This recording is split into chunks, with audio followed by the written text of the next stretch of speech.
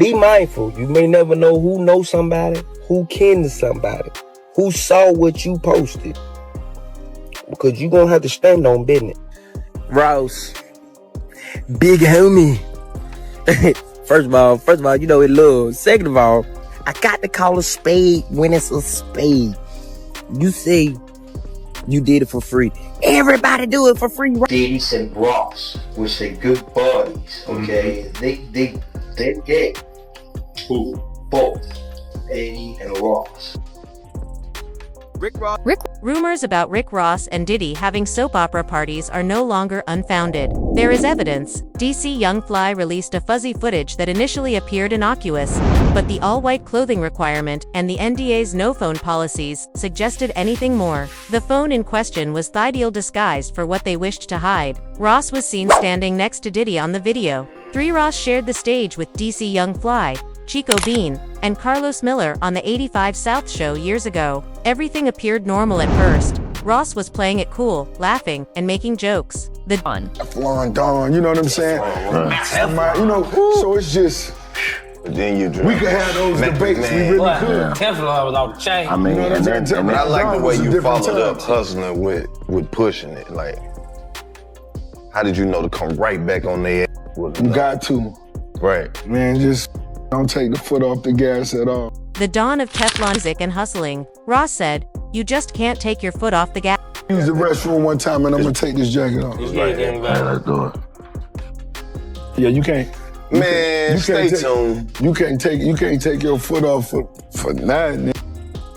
All gas. Oh, I'm talking about for life.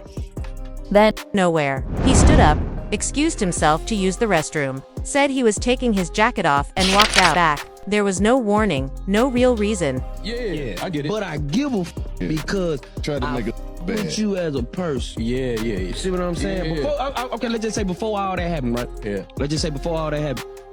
Bro, I'm listening to you, Ross. Yeah. I feel like you wanted to. Hey! Shut the up! I'm listening to you, Ross. I feel like you probably one of the best lyricists from the South that we got. You dig what I'm saying? Like, you poetic, bro. When I listen to your music, I think you put a lot of time and effort into this. Yeah. He later claimed it was a scheduling conflict. DC Young Fly rejected it as a lie. DC stated in a recent interview that The moment you leave our show, you went and did a podcast, a white podcast. You sat your ass right there for almost 2 hours. And didn't leave. And you talk. And the white folk asked your ass, was you a correctional officer? Yeah. We would have never asked you no that, nigga, 'cause we got respect for you. Right. And you sat right there and you answered that question so eloquently, Right. eloquently. Eloquently, right. You did. still admires Ross's music and loves him. The move was shady and humiliating. DC said that before all that happened, he really admired Ross. Man, I came to your podcast. I came for free, homie, no charge. I did it on face, homie. I didn't ask you what your analytics was and this and that. I came on face, homie, to show love. And don't make it like I walked off on you. I left early. Rose had some other things to do too. But guess what? I can't. Even called him one of the best lyricists from the poetic and worked hard at his music. It was humiliating, he claimed, to go away like that. There were rumors that Ross didn't want. And next time I come for free, at least have me some lemon pepper wing stop at that. You heard me? But I came for free. I ain't charging. You feel me? Don't talk about Rose other business. I came and did that for free. And what is the analytics? How the show doing anyway, man? I come back on it and when I'm gonna walk off that the next time and this bitch say, Rose, what was I doing? Of course not. Difficult, uncensored inquiries that may reveal the true nature of what was going on behind closed doors. DC claimed that he spent over 2 hours listening to a white-run podcast after Ross abandoned them. Big homie, Ross. First of all, you are aware of it. Secondly, I was able to call a spade what it is. You claim to have done it for nothing. Everyone does it for nothing. You're not the only one who did it for free, Rose. It's free. Ryan did it for nothing. For free, Snoop Dogg did it. It was free for everyone who sat on that couch. Even when asked if he had ever worked as a correctional officer, he remained silent, something he would never have been asked by the crew of 85 South. According to DC, Ross gave eloquent answers to the White House, but he refused to even remain with his own people. Right now, when it wasn't the most significant event, boo episode 8 million. But that's one of the viral moments. I got about 6 to 7 million for country, Wayne _. We do numbers. For example, analytics is what we do.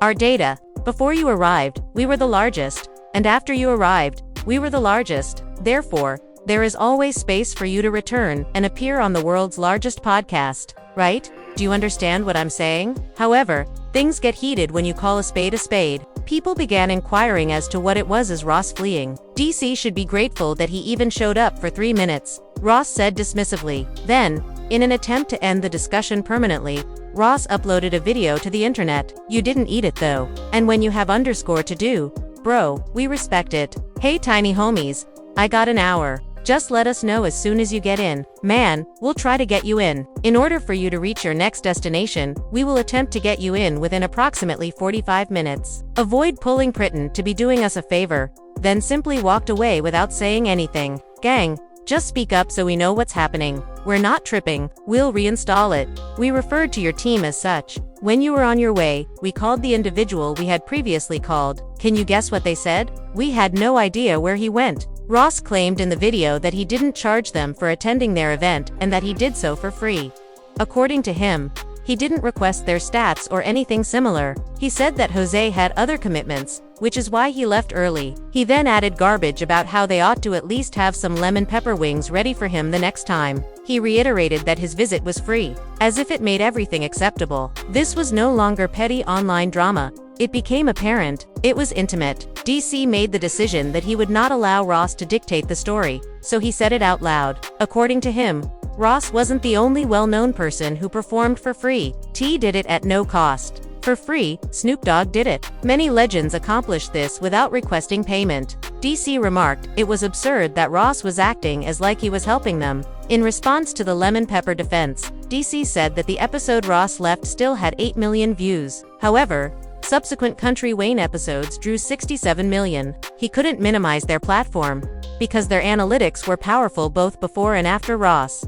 Instead of leaving covertly as he did, DC argued Ross ought to have just said that he had a limited amount of time. He claimed that Ross's team was completely unaware of his whereabouts. The true question began to surface at that point. What caused Ross to disappear? Beyond only music, rumors connected him to Diddy, with hints that much more was happening. People also questioned why Ross had begun to distance himself from some relationships. At that point, DC dropped a blurry video that suggested a larger issue. A blurry video of an all-white, foam-covered private party at Rick Ross' Promised Land mansion appeared online. The thick soap clouds concealed all that was happening.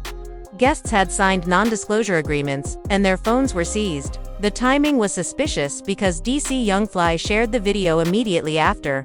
Ross advertised another pool party for August 2nd, stating that DC would be attending. Come to the Ricky Ross estate, August 2nd for the pool party, Ross stated in a promotional video. He declared that he would DM DC Young Fly and have he hosts it. It will be a vibe, he assured me. These days, everyone is watching every celebrity pool party. Since Diddy's outrageous accusations, nothing is ignored. In Ross music, old receipts are being unearthed. Ross rapped, "Put Molly all in her champagne," back in 2013. She's not even aware of it. He lost brand partnerships because of that lyric. The reaction at the time gradually subsided. However, it is now being used as a In his Diddy documentary, 50 Cent even called Ross out, implying that it would reveal bottles, secret parties, and ladies who later claimed they couldn't recall evenings. It was dismissed at the time, but today, it appears to be a pattern. The video from the foam party took on a life of its own. People slowed it down, took pictures, and focused on specifics, particularly about one visitor who wasn't invited. Ross did not come with them. They didn't take Diddy with them. However, they carried a distinctive symbol on a broad metallic bracelet. It was likened by fans to paparazzi photos of someone bound to Diddy's inner circle. There were no faces or names, but the message was obvious. This is where darkness fell. Jonathan Odew opened fire on the Trump National Durrell in 2018. He yelled at the cops about being held as a slave by Diddy, and said that Ross and Diddy participated in covert rituals. He stated that Ross and Diddy were friends, and that he was coerced into doing things with Cassie.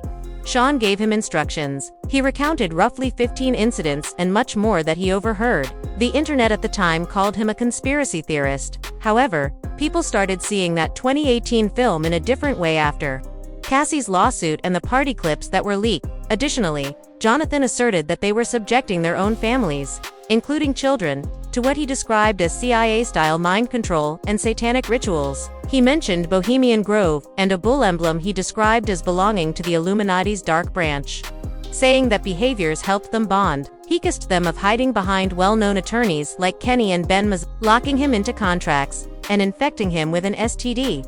Additionally, he said that Ross had his own covert purpose and that Tupac's murder was motivated by the desire to increase fame and record sales. Tupac was still alive in Cuba. He continued, crazy claims, but one particular aspect stuck out. Kenny Marcellus was publicly acknowledged by Diddy during his BET Lifetime Achievement Award speech. That moment of recognition gave Jonathan's alleged digressions a hint of legit. All of Jonathan's major points, rituals, NDAs, videos, Cassie, and secret parties have since been piecemeal verified by unaffiliated sources. All of a sudden, those soap opera parties seemed more like a ritual than an enjoyable event. NDAs, no phones, the all-white dress code, and the thick foam. It was more akin to initiation rituals than pool parties. The most bizarre of all is that there is old video of Ross and Diddy laughing together while washing vehicles, practically coated in suds. You know that tip's going to be good, almost like an insider, Ross stated in that tape. Joke.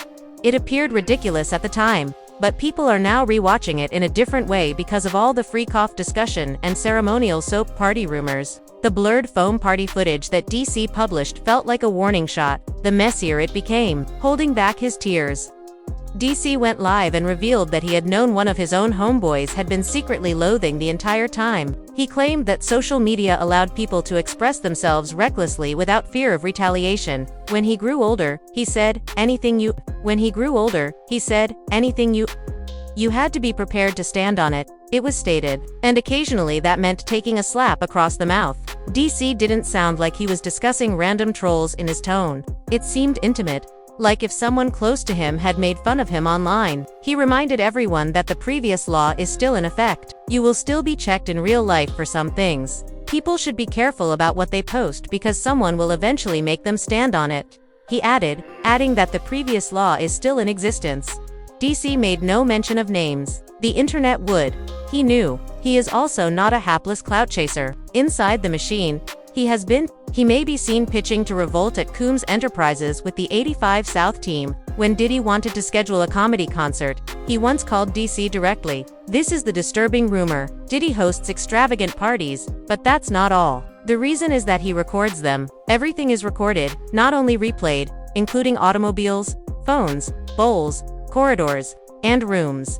Therefore, DC's blurry phone clip was a warning when it was posted. You've used up your free pass. Now, those slick soap opera gags don't land as well. Leaked angles, no phone rules, and an excessive number of people began to understand that the foam was more than just a novelty. It was a front for the true situation. After that, the legal correspondence began to come in. They were written by people who don't typically write so neatly, and they were flawlessly typed and polished. It was always the same words.